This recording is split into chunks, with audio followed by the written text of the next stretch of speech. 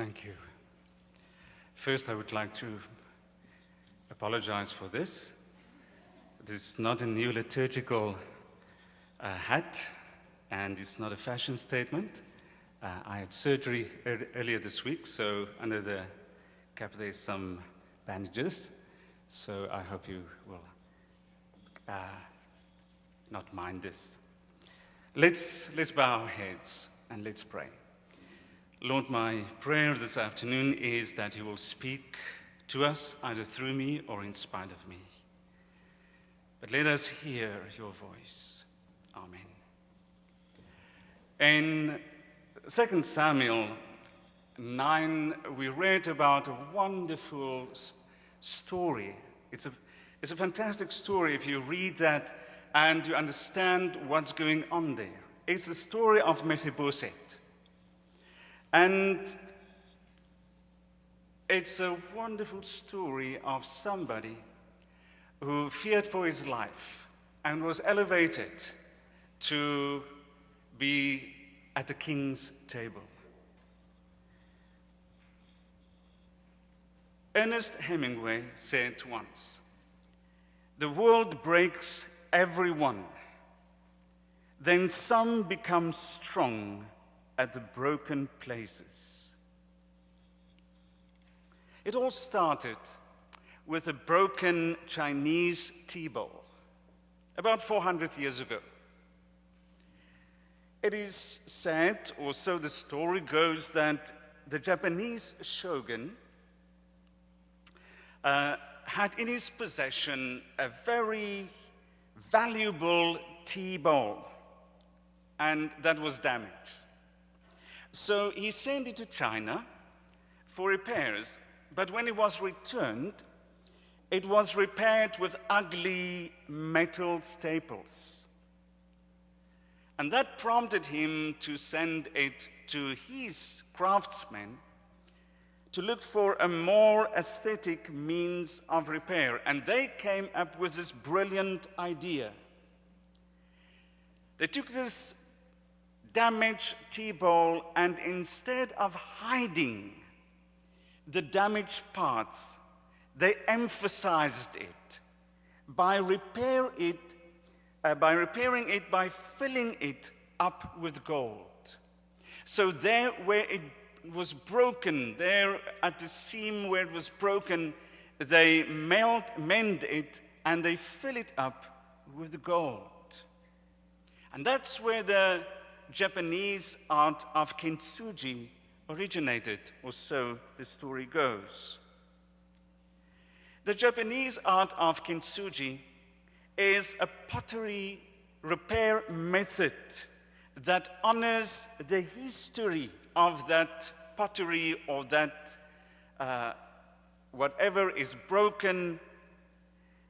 It emphasizes that by emphasizing not hiding the break, the crack.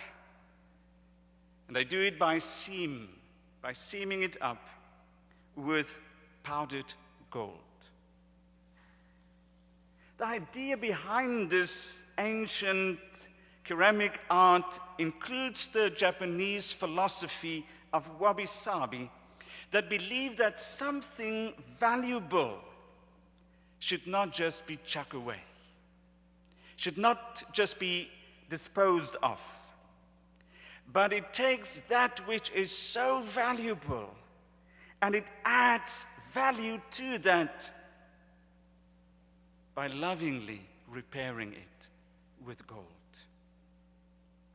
So the rationale behind that is for keeping the object after it has broken and highlighting the cracks and repairs as simply events of life.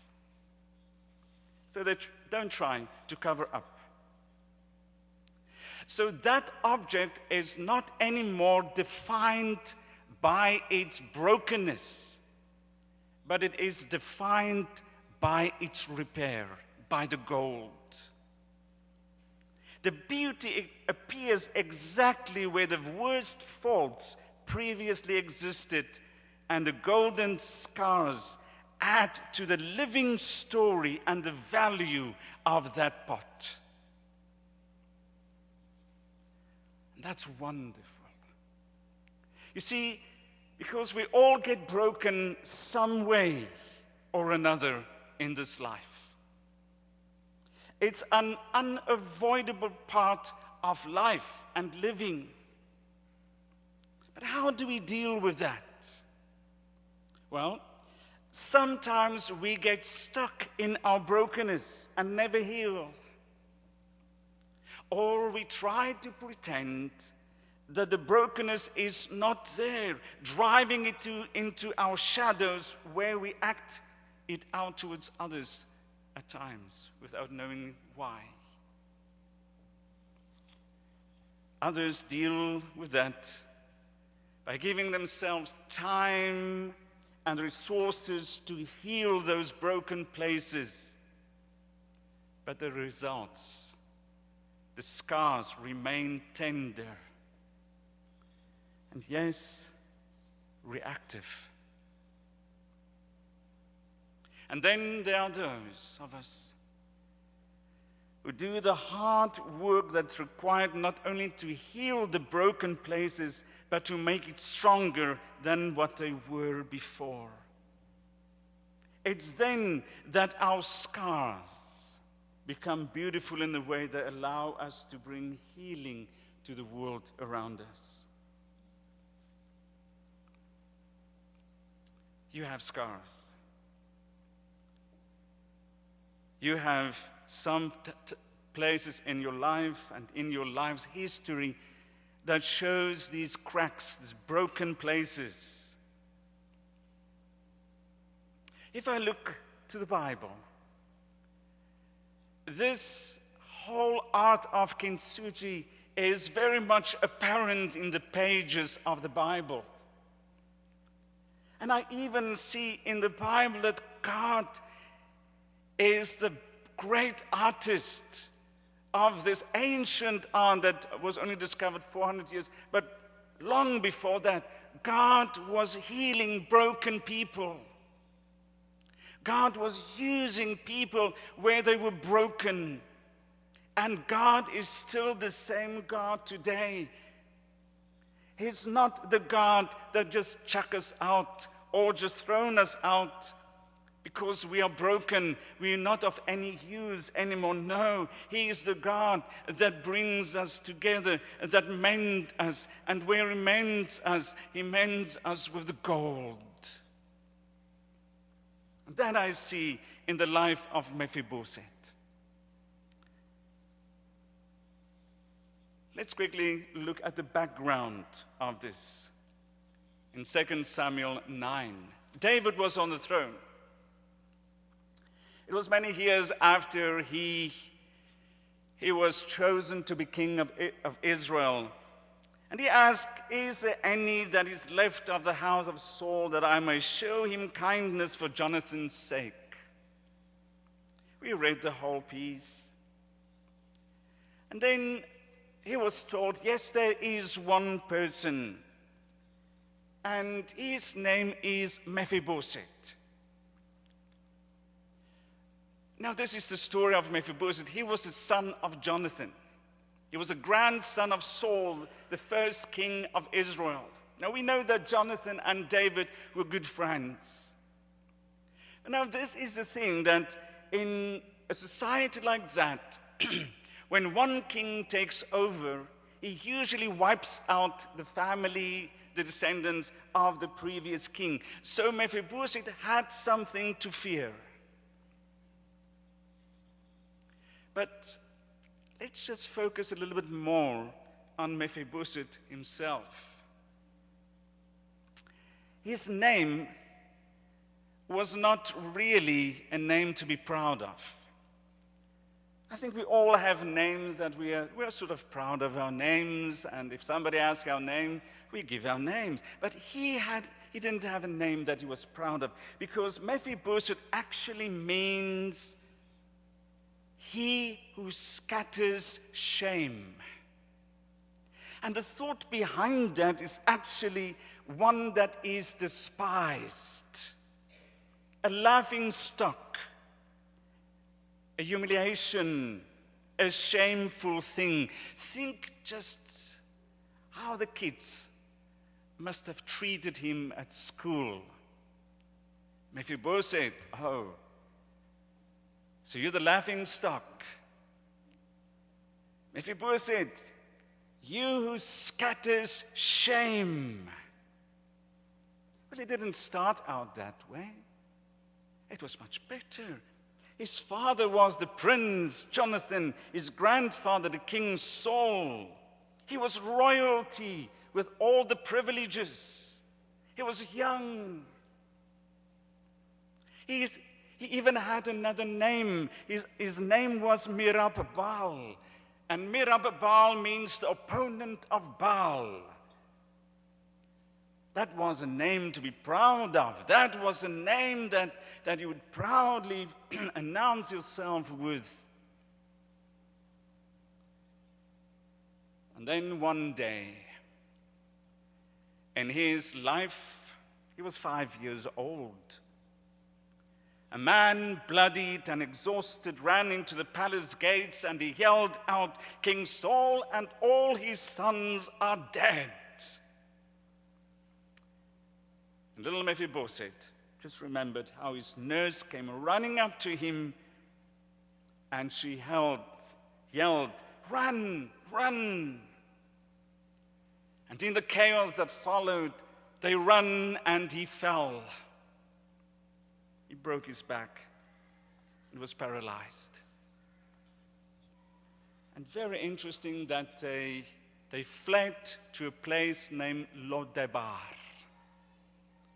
Lodebar means dry places, outcast. It means somewhere in the desert, dry. No one liked Lodebar. It's not a place you want to be in. Thrown out like a broken rag doll on an ash heap, Lodebar. How significant is that? On top of that, he got a different name. From the opponent of Baal, he became the one that is scattering shame. Can you think what impact that had on this young man? Lame, disabled, and his whole life is defined by his disability, by his position of not the king's grandson anymore. The shameful one, the thrown out one, living in Lodabar, a dry place. You see, we live in the same kind of world, don't you think? We live in a time of disposable things. We're not much different from that. We live in a time of disposable things. You get rid of a thing. If it doesn't work, you get rid of it. If the pot broke, you just throw it out. You get a new one. If the furniture doesn't work anymore, well, you throw it out, you get new ones. Clothes, we do that. Well, if it's a bit ragged, we throw it out, we get new ones. And we do the same with people. If they're not of any value to you, you just get rid of them. If they don't fulfill your purpose that is part of your life, well, you just get rid of them. We do it in our jobs. We do it in the workplace. They do it everywhere. Our value are measured in terms of our SAT scores, our grades, how much money we have, the amount of success we have.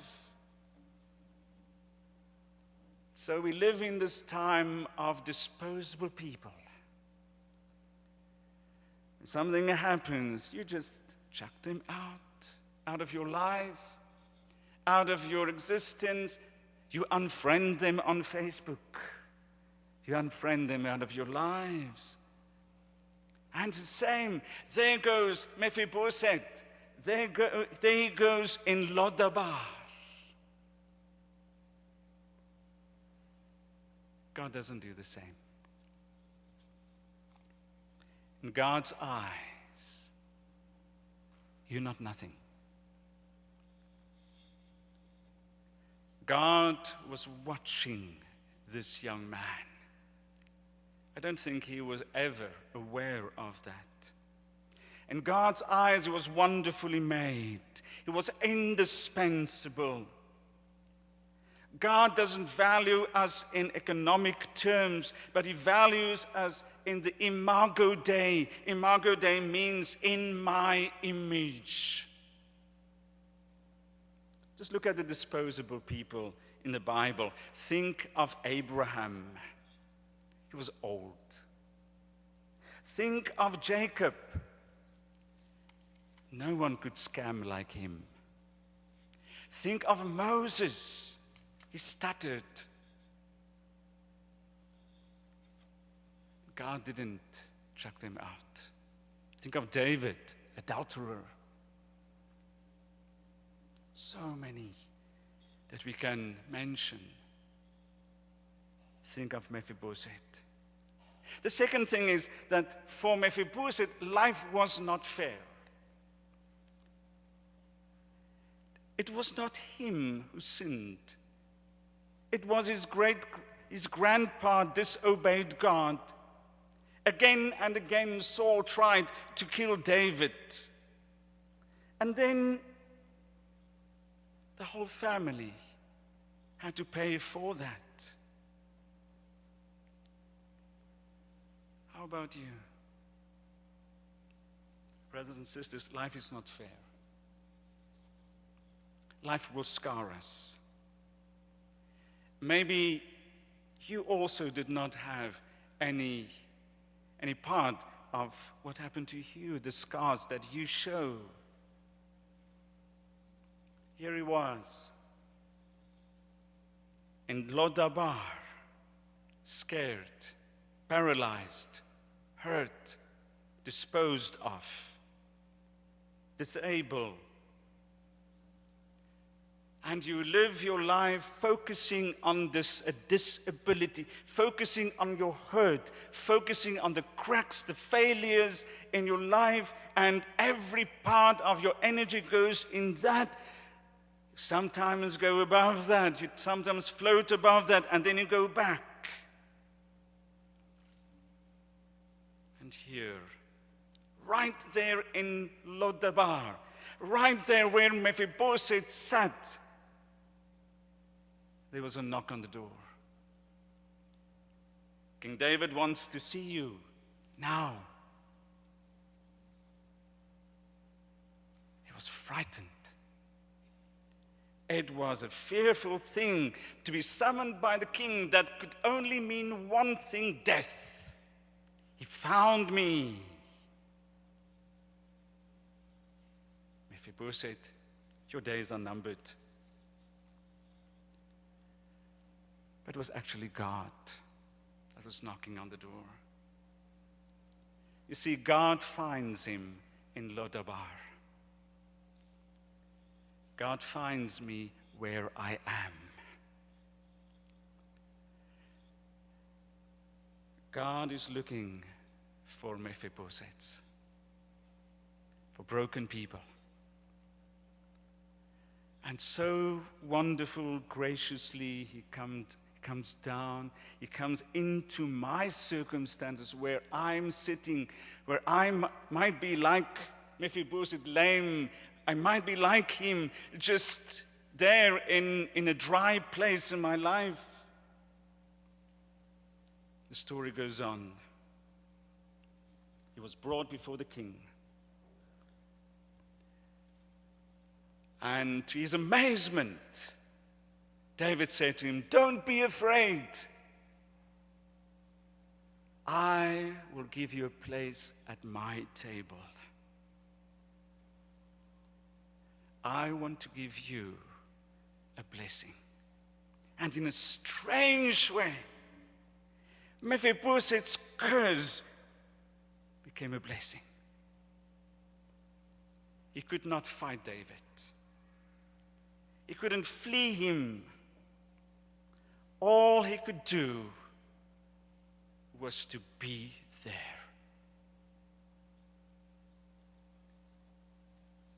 You see, in his brokenness, God visited him. And from David, he learned something about God.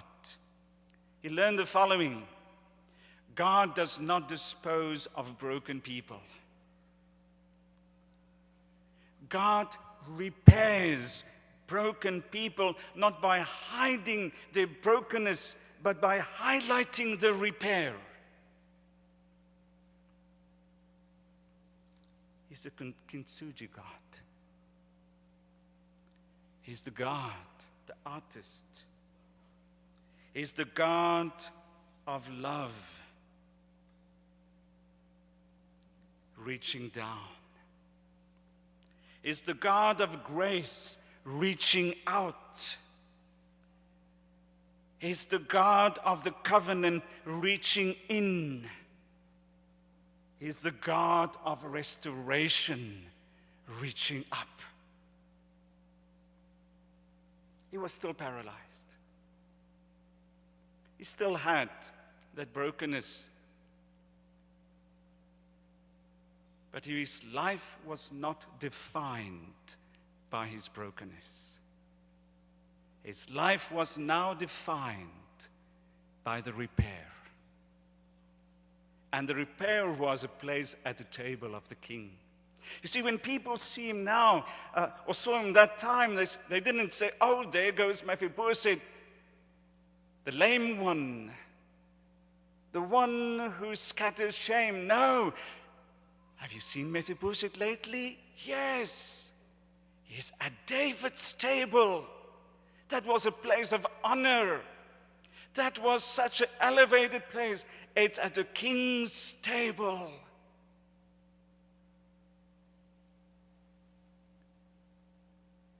You see, Jacob was crippled, but he was Israel. Abram was still old, but he had a son. Moses still stuttered, but he had a staff and a rod.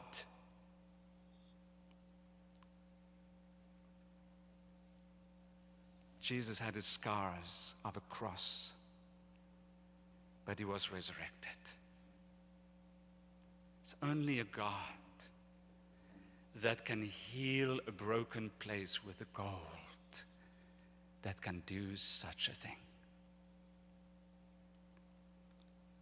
Brothers and sisters, God is still the same. May we come to God this afternoon with your brokenness, with your cracks in your life, with your hurt.